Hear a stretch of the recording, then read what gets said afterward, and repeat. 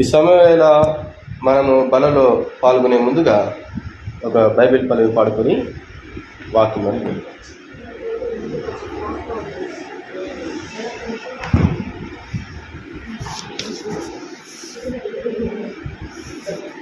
భలే బాలే మాట పాడబడుతున్న బైబిల్ పల్లవి. భలే బాలే మాట బంగారు మాట బైబిల్ మాట యేసు మాట.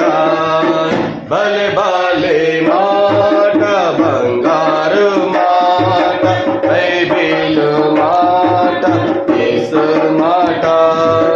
నా జీవితాన నీ జీవితాన అరువని మాట యేసు మాట. నా జీవితాన నీ జీవితాన అరువని మాట యేసు మాట. భలే భలే మాట బంగారు మాట బైబిల్ మాట యేసు మాట. భలే భలే మాట బంగారు మాట బైబిల్ మాట యేసు మాట. ఈ సమయం వేళ దేవుని వాక్యంలో రండి, దేవుని వాక్యంలో చూచుకుందాము. సామెతలు 28వ అధ్యాయము. సామెతలు 28వ అధ్యాయము. సామెతలు 28వ అధ్యాయము 14వ వచనాన్ని అందరం కలిసి చదువుకుందాం. 14వ వచనాన్ని అందరం కలిసి చదువుకుందాం. నిత్యము భయము కలిగి ప్రవర్తించువాడు ధన్యుడు, హృదయము కఠినపరుచుకునేవాడు కీడులో పడును. ప్రియ సహోదరుడా సహోదరి, ఇక్కడ చూస్తున్నాం సామెతలు 28వ అధ్యాయం 14వ వచనంలో ఎప్పుడు భయభక్తులతో మెలిగేవారే ధన్యులుగా జీవించేటువంటి వారిగా ఉంటారని దేవుని వాక్యం సెలవిస్తూ ఉంది. ఎవరైతే హృదయాన్ని కఠినం చేసుకొని జీవిస్తూ ఉంటారో వారు ముప్పు తిప్పలు పడుతూ ఉంటారు ఈ లోకములో. కాబట్టి దేవుడు ఈ లోకములో తన యొక్క అమూల్యమైనటువంటి రక్షణ పరిశుద్ధ అలంకార వస్త్రములు ధరింపజేశాడు. నీ పట్ల నా పట్ల యోగ్యమైన విధానములో బలలో పాల్గొని ఆ యొక్క క్రమములో మనము ఆ యొక్క రొట్టె, ఆ యొక్క ద్రాక్ష రసం మరి తీసుకొని చుండగా మరి దేవుని వాక్యం చెప్తా ఉంది, ఎప్పుడు భయభక్తులు కలిగి ఉండాలంట ఒక విశ్వాసి. మనమందరము భయభక్తులతో కలిగి ఉన్నట్లయితే, ఆయన యొక్క ధన్యత్వంలో ఉన్నట్లయితే యోగ్యముగా మనము బలలో పాలు పొందడానికి అర్హత పొందినటువంటి వారిగా ఉంటాం. ఒకవేళ హృదయాన్ని కఠినం చేసుకొని జీవించినట్లయితే, కఠినమైనటువంటి హృదయం ఉంచుకొని అయోగ్యముగా బలలో పాలు పొందితే శిక్షకు పాత్రలమవుతామని దేవుని వాక్యం సెలవిస్తూ ఉన్నది. ప్రియులారా, ఇక్కడ చూస్తూ ఉంటున్నాం. రండి, కీర్తనలో 34వ అధ్యాయము. దేవుని వాక్యంలో కీర్తనలో 34వ అధ్యాయంలో దేవుని యొక్క వాక్యము మాట్లాడుతూ ఉన్నది. రండి, కీర్తనలు 34వ అధ్యాయంలో 11వ వచనం చదవండి. పిల్లలారా, మీరు వచ్చిన మాట వినుడి, యెహోవా యందు భయభక్తులు మీకు నేర్పెదను. దేవుడు ఎల్లప్పుడూ ప్రతి దినము భయభక్తులు నేర్పుతూ ఉన్నాడు. అయితే భయము లేకుండా, భక్తి లేకుండా మనము జీవిస్తున్నటువంటి వారిగా ఉంటున్నాం. అటువంటి వారు కఠిన హృదయం కలిగి జీవించేటువంటి వారిగా ఉంటారు. కాబట్టి పిల్లలారా, వచ్చి నేను చెప్పేది వినండి, యెహోవా పట్ల భయభక్తులు మీకు నేర్పుతాను అని దేవుని వాక్యము సెలవిస్తూ ఉంటున్నది. చూడండి, 12వ వచనం చదవండి. మేలు నొందొచ్చు. 12వ వచనం, బ్రతుక గోరు వాడెవడైనా నున్నాడా మేలు నొందుచు అనేక దినములు బ్రతకగోరువాడెవడైనా ఉన్నాడా? చూడండి,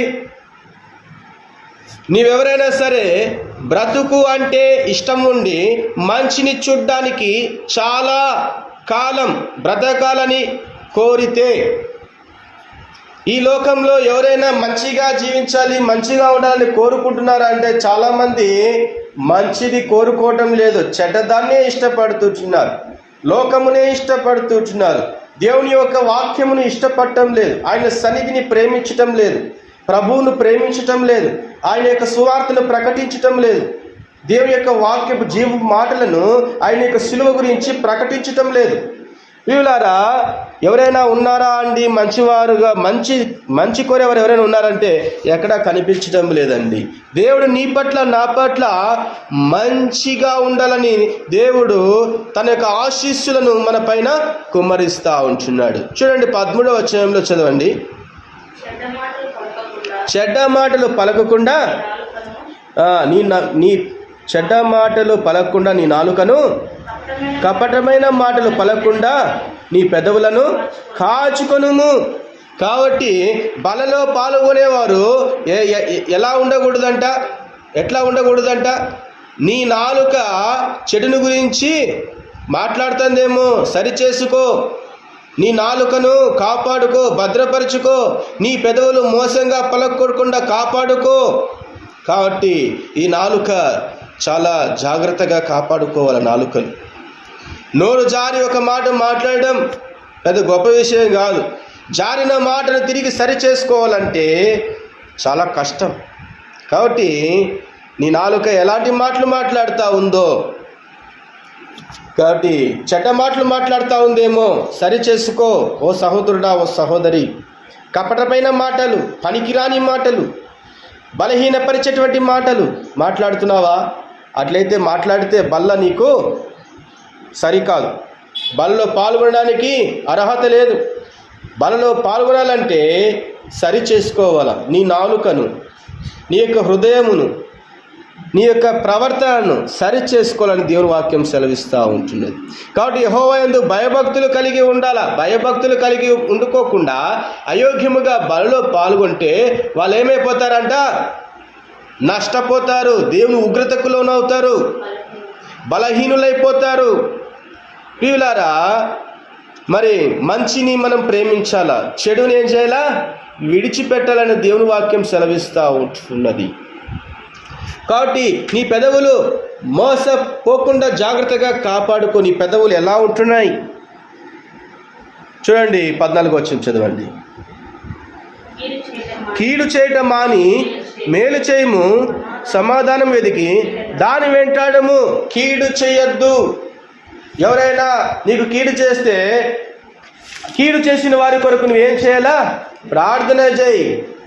వారి కొరకు మేలును చూడు, దేవుడు నిన్ను ఆశీర్వదిస్తాడు. అరే వాడు నాకు కీడు చేస్తాడు కదా, వాని కథ చూడాలి, వాని అంతు చూస్తానని అనుకున్నావు అనుకో, దేవుడు నీ అంతు చూస్తాడు. కాబట్టి జాగ్రత్తగా మనము మన విశ్వాస జీవితంను కాపాడుకోవాలా. దేవుడిచ్చిన రక్షణను భద్రపరచుకోవాలా. ఎవరు ఏమి అన్నా, ఎవరు ఎన్ని మాటలన్నా, ఎన్ని హింసలకు గురి చేసినా మరి దేవుడు మనకు తోడే ఉన్నాడన్న విషయము మర్చిపోకూడదు సహోదరుడా, సహోదరి. కాబట్టి మనం ఎలా ఉంటున్నాం? చెడుగు నుంచి వైదొలుగు. చెడుగులు చాలా వస్తాయి మన జీవితంలో. చెడ్డ ఆలోచనలు, చెడ్డ పురుగులు, చెడ్డ పాములు, విషసర్పములు మన జీవితంలో ఎన్నో వస్తాయి. మనల్ని ఎన్నో విధాలుగా ఆత్మీయ జీవితంలో భ్రష్టు పట్టించాలని చూస్తాయి. అయితే మనము ప్రార్థన చేసినట్లయితే మోకరించి, ప్రభువా శత్రువులు నన్ను మరి తరుముతూ ఉన్నారు. మరి దావీదు జీవితంలో కూడా శత్రువు పోరాటాలు ఎన్నో వచ్చినాయి. దావీదుకు దేవుడు తోడై ఉండి లేదా? దావీదుకు దేవుడు తోడై మరి కాపాడలేదా? అలాగునే నీకు, నాకు, మనకు కూడా దేవుడు తోడే ఉంటాడు. కాబట్టి దేవుని వాక్యము సెలవిస్తూ ఉంది. ఏమిటి అంటే చూడండి, 14 వచనంలో కీడు చేయటం మాని మేలు చేయము. మేలు చేయాల, మంచినే చేస్తూ ఉండు, శాంతిని వెతుకు, దాని వెంటాడు. వేటాడాల మనం శాంతి కొరకు. సమాధానంగా లేని కుటుంబాలను దర్శించాలా, కష్టాల్లో ఉన్న కుటుంబాలను ఆదుకోవాలా. ఆయన సన్నిధికి అనేక మంది ఆత్మలు రావాలని ప్రయాసపడాలా. మనలో ఎక్కడుంది ప్రయాస? నేను బాగుండాలి, నా భార్య బాగుండాలి, నా పిల్లలు బాగుండాలి, ఎవడేమైపోతే నాకేంటి అనేటువంటి ఆలోచనలో మనం ఉంటున్నాం. కానీ నిజంగా చెప్పాలంటే యేసుక్రీస్తు ప్రభువు నిన్ను నన్ను రక్షించుకున్నాడంటే ఆయన రక్షణ సువార్త ప్రకటించాలనే ఉద్దేశంతో దేవుడు నిన్ను రక్షించుకున్నాడు. ప్రకటిస్తారన్న ఎంతో నమ్మకంతో దేవుడు ఎదురు చూస్తున్నాడు. కానీ ఎవరు ప్రకటించడంలే. నామకార్థ క్రైస్తవులు జీవిస్తున్నాం, వాక్యం చదువుతున్నాం, పాటలు పాడుతున్నాం, ఆరాధన చేస్తున్నాం, బలలో పాల్గొంటా ఉన్నాం, కానీ క్రియలు లేవు. క్రైస్తవులుగా ఉన్నాం, కానీ ఎలాంటి క్రైస్తవులు ఉన్నామట? అపనమ్మకమైనటువంటి క్రైస్తవులుగా ఉన్నాం. కాబట్టి నిజమైన క్రైస్తవులుగా ఉండు, మంచి క్రైస్తవుడిగా ఉండు, మంచి పోరాటం పోరాడు, చెడ్డ పోరాటము పోరాడబాక. దానివల్ల ఏమొస్తాయంట? నష్టాలు వస్తాయి. దేవుని యొక్క ఉగ్రతకు లోనవుతాం, నరకానికి పాత్రలు అవుతాం. సహోదరుడా, సహోదరి, వాక్యం వింటున్నటువంటి నా ప్రియులారా, దేవుని వాక్యం చక్కగా మాట్లాడుతూ ఉంది. అయోగ్యముగా బలలో పాల్గొనొద్దు, యోగ్యముగా బలలో పాల్గొను. నీ నాలుకను సరిచేసుకో, నీ పెదవులను సరిచేసుకో, నీ చూపులను సరిచేసుకో, నీ హృదయాన్ని సరిచేసుకో, నీ యొక్క తలంపులు, నీ యొక్క మెదడులో ఉన్నటువంటి ఆలోచనలు సరిచేసుకో. ప్రభు పాదాల చెంత క్షమాపణ అడుగు. దేవుడు ఏం చేస్తాడు? క్షమించే దేవుడిగా ఉంటాడు అని దేవుని వాక్యము సెలవిస్తూ ఉంటున్నది. ప్రియులారా, మనము చూస్తూ ఉంటున్నాము. ఇదే సామెతలు 28 అధ్యాయంలో నిత్యము భయము కలిగి ప్రవర్తించేవాడు ధన్యుడు. సామెతలు 28:14 చూస్తున్నాం. కాబట్టి ఏముండాలంట? భయము ఉండాలని దేవుని వాక్యము సెలవిస్తూ ఉంటున్నది. చూడండి, ఇదే అధ్యాయములోనే మరి 25వ వచనం చదవండి. 25వ వచనం, సామెతలు 28వ అధ్యాయము 25వ వచనం. పేరాస గలవాడు కలహమును రేపును, యెహోవా యందు నమ్మకముంచువాడు వర్ధిల్లును. చూసారా అండి? పేరాశ గలవారు ఏం చేస్తారంట? జగడాలు రేపుతారంట. కుటుంబంలో జగడాలు, సమాజంలో జగడాలు, సంఘములో జగడాలు, ఎక్కడ పోయినా జగడాలు. వీళ్ళంతా ఎలాంటి వాళ్ళు అంటే వీళ్ళు పేరాశ గలవారు. ఇటువంటి వారిని దేవుడు ఏం చేస్తాడు చెప్పండి? ఒక దినమున ఒకవేళ పాపక్షమాపణ పొందితే, ఆయన రక్తంలో కడుగబడి వారి యొక్క పెదవులను, వారి యొక్క హృదయములను, వారి యొక్క నాలుకను సరిచేసుకుంటే ధన్యులుగా ఎంచబడతారు, ఆశీర్వదింపబడతారు. ఒకవేళ మేము అలా ఆశీర్వదింపబడము, మేము అలా ఉండము, మేము పెరాశగల వారిగా ఉంటాం, జగడాలు రేపే వారిగా ఉంటామంటే దేవుడు ఎత్తకపోయి ఎక్కడేస్తాడంటే అటువంటి వారిని రెండవ మరణానికి అప్పచెప్తాడు. రెండవ మరణం ఉంది, అగ్ని ఆరదు, పురుగు చావదు, గప్పు గప్పున రగులు చెందును. కాబట్టి ప్రియులారా, యెహోవా మీద నమ్మకం పెట్టే వారికి అభివృద్ధి కలుగుతుంది. చూడండి, యెహోవా యందు నమ్మకం ఉంచువాడు వర్ధిల్లును. కాబట్టి వర్ధిల్లుతారు. మరి ఎటువంటి విధానంలో ఉంటున్నావు ఈ దినమున? నీవు మన జీవితాలు ఎలా ఉంటున్నాయి? నిరాశ స్వభావముతో జీవిస్తున్నామా? జగడాలు లేపే వారిగా ఉంటున్నామా? వాళ్ళు ఇలా వీళ్ళిలా అని చెబుతూ మనము మన విశ్వాసతను భ్రష్టత్వం తీసుకెళ్ళిపోతున్నామా? మనం చేయవలసింది ఏంటండి? యెహోవా యందు భయభక్తులు కలిగి ఏం చేయాలంట? ఆయన యొక్క సువార్తను ప్రకటించాలండి. ధన్యత్వంలో ఉండాలి. దేవుని వాక్యం సెలవిస్తాము. అటువంటి వారు ఆశీర్వదింపబడతారంట. ఆశీర్వదింపబడిన వారు ఎక్కడికి వెళ్తారంట?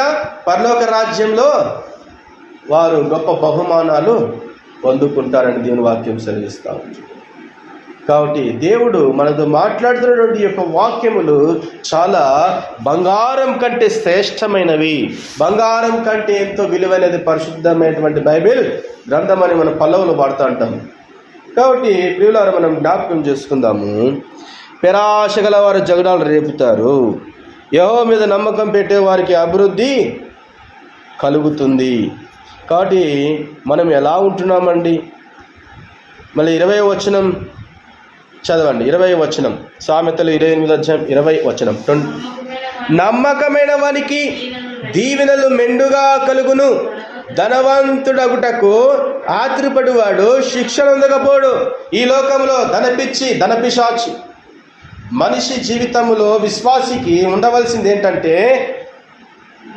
నమ్మకమైనటువంటి వానిగా యెహోవా యందు నమ్మకం ఉంచాలా, యెహోవా కొరకు జీవించాలా, యెహోవా చిత్తానుసారంగా యేసు ప్రభు యొక్క ఆశీస్సులతో ఆయన చిత్తం మీద ఎరిగి జీవించాలా. కానీ నేను ఈ లోకములో నాది అనేటువంటి గర్వముతో నేను ధనవంతుడైపోవాలా అని అనుకున్నావంటే శత్రువు నీలో జొరబడినట్లే. కాబట్టి అటువంటి వారు ఏమైపోతారంట? శిక్ష నొందక తప్పదు, శిక్షకు పాత్రలు అవుతారండి. మంచి బంగ్లాలు కట్టుకున్నావు, డూప్లెక్స్ ఇల్లు కట్టుకున్నావు, మంచి కార్లు ఉన్నాయి, బంగారం ఉంది, అన్నీ ఉన్నాయి. మరి ఏముంది? మరి లేనటువంటిది ఏంటిదో? యెహోవా యందు విశ్వాసం, నమ్మకం లేకపోవడం. ఇంకా నాకు దేవునితో ఏం పని? నేను ఆరాధించను, నేను పాటలు పాడను, నేను ప్రార్థన చేయను, నేను సువార్త ప్రకటించను, నాకు అన్నీ ఉన్నాయి, నేను ఎందుకు ఆయన ఎందుకు స్తుతించాలి, ఆయనతో నాకేం పని, యేసేతో నాకేం పని అని విర్రవీగుచుంటే దేవుడు శిక్షిస్తాడు. ప్రియ సహోదరుడు, సహోదరుడు. కాబట్టి నమ్మకంగా దేవుని చిత్తానుసారంగా దేవుడు మనకి ఎంత ఇయ్యాలో అంతలోనే మనం సమృద్ధి పడి ముందుకు సాగిపోలే. కానీ అత్యాశ అవసరము ఉండకూడదు. అటువంటి వారు ఏమైపోతారంట? ధనవంతుడగుటకు ఆతురపడువాడు శిక్ష నొందక పోడు, శిక్ష నొందుతాడు అని దేవుని వాక్యం సెలవిస్తూ ఉంది. చూడండి, మరి అటువంటి శిక్ష పొందకూడదంటే ఏం చేయాలో చెప్పండి. కీర్తనలు 1వ అధ్యాయము చూడండి. కీర్తనలు 1వ అధ్యాయము, మొదటి అధ్యాయం. కీర్తనలు 1వ అధ్యాయము 1వ వచనం. దుష్టుల ఆలోచన చొప్పున నడవక, పాపుల మార్గమున నిలవక, అపహాసకులు కూర్చుండు చోటను కూర్చుండక. చూడండి, దుర్మార్గుల సలహాలు తీసుకోకుండా మనం జీవించాలి. దుర్మార్గుల సలహాల ప్రకారము నడవకుండా, వారి యొక్క సలహాలు తీసుకొని దుర్మార్గులతో సహవాసం చేసి మన విశ్వాస జీవితాన్ని భ్రష్టు పట్టించుకుంటున్నాం. ఈనాడు దేవునికి దూరం అయిపోతుంటున్నాం, శిక్షకు పాత్రలు అవుతున్నాం. అటువంటి వారు దుర్మార్గత్వంతో జీవిస్తూ, దుర్మార్గులుగా జీవిస్తూ, అయోగ్యముగా బలలో పాల్గొంటూ ఉంటే ఇంకా శిక్ష ఎలా ఉంటుందంటే అంతకు ఉగ్రత అనేది మీదికి వస్తుందని దేవుని వాక్యం సెలవిస్తూ ఉంటున్నది. కాబట్టి దుర్మార్గుల సలహాల ప్రకారం నడవకుండా, పాపాత్ముల జీవిత విధానంలో నిలవకుండా, వారి యొక్క జీవిత విధానంలో అంటే పాపాత్ములతో కలిసి తినచ్చు, త్రాగొచ్చు, సుఖిస్తూ లోకంలో ఉండే పాపాలన్నీ చేస్తూ ఉండడం అన్నమాట. అటువంటి వాటికి దూరంగా ఉండాలని దేవుని వాక్యం సెలవిస్తూ ఉంటున్నది. చూడి, అదేవిధంగా 2వ వచనము, యెహోవా ధర్మశాస్త్రమునందు ఆనందించుచు దివారాత్రం దాన్ని ధ్యానించువాడు ధన్యుడు. యెహోవా ఇచ్చిన ఉపదేశములో ఆనందించాలా. దేవుడు ప్రతిదినం దేవుడు నీతో మాట్లాడాలంటే దేవుని వాక్యం బైబిల్ తీసి చదవాలా. చదివేది లేదు. ఆదివారం ఒకటి బైబిల్ తీసుకుంటాం, మిగిలిన దినాలంతా ఆ సెల్ఫ్లో ఉంటుంది. బైబిల్ దుమ్ము పట్టిపోయి ఉంటుంది, బైబిల్ ముట్టుకునేది ఉండదు. కాబట్టి నామగారిద క్రైస్తవ్యం ఉండకూడదు. కాబట్టి మనం విశ్వాస జీవితాన్ని మనమే మోసం చేసుకుంటే దేవుడు మనల్ని శిక్షిస్తాడు. అపవాదే సైతానుగాడు మనల్ని ఎత్తుకొని నరకానికి తీసుకెళ్ళిపోతాడు. కాబట్టి మన విశ్వాస జీవితాన్ని మనం కాపాడుకోవాలి. యెహోవా ఇచ్చిన ఉపదేశంలో ఆనందిస్తూ రాత్రింబగళ్ళు ధ్యానం చేస్తూ ఉండేవారు ధన్యులు. ఉదయ సాయంకాల రాత్రి భవలు ఎల్లవేళలా ఆయన యొక్క ఉపదేశ ధ్యానంలో మనం జీవిస్తున్నాం. ఆయన వాక్యం వింటాం, ఆయన వాక్యం చదవాలా, ఆయన వాక్యపు వెలుగులో సంచారం చేయాలా, ఆయన యొక్క వాక్యపు వెలుగును అనేక మందికి పంచిపెట్టేటువంటి వారిగా ఉండాలా. చూడండి, వాక్యంలో మనం చూస్తాం. చివరిగా చూసుకొని బలలో మనము ప్రవేశిస్తాం. చూడండి, ఏం చేయాలంట? దివారాత్రము వాక్యములను ధ్యానిస్తూ, చూడండి, మొదటి కొరింథీ అపోస్తలుడైన పౌలు కొరింథీయులకు రాసిన మొదటి పత్రిక 11వ అధ్యాయము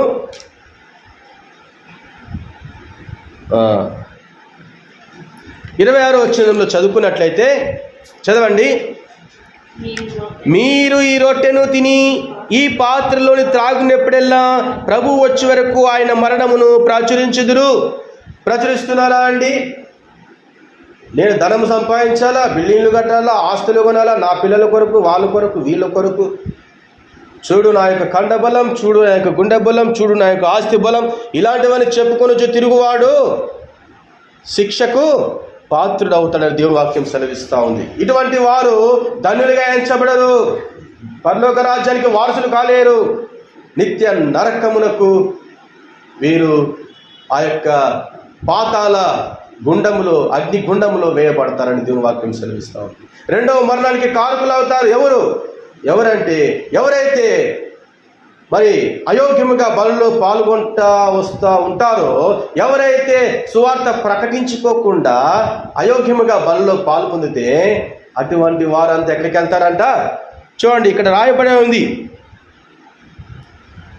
చూడండి, 27వ వచనంలో, కాబట్టి ఎవడు అయోగ్యముగా ప్రభు యొక్క రొట్టెను తినునో లేక ఆయన పాత్రలను త్రాగునో వాడు ప్రభు యొక్క శరీరం గురించి రక్తం గురించి అపరాధి యగును. కాబట్టి అపరాధిగా ఎంచబడతారు, అటువంటి వారు అపరాధులుగా ఎంచబడతారు. కాబట్టి అనేక మంది బలహీనులు అయిపోతారు. తర్వాత ఏమైపోతుంది? నిద్రిస్తారు, తర్వాత తీర్పులోనికి వెళ్తారు, ఆ యొక్క నరకంలోనికి ప్రవేశిస్తారు, నరకంలో వేయబడతారు. అంతే, ఇంకేం లేదు. అగ్ని ఆరదు, పురుగు చావదు. కాబట్టి ఈ సమయం మీద చెప్పబడిన వాక్యాన్ని ఆధారంగా చేసుకొని మన హృదయములను ఒకసారి పరిశోధించుకొని యోగ్యముగా బలలో పాల్గొనడానికి ముందుకు సాగిపోదాం. దేవుడు ఇచ్చిన వాక్యమును దీవించునుగాక.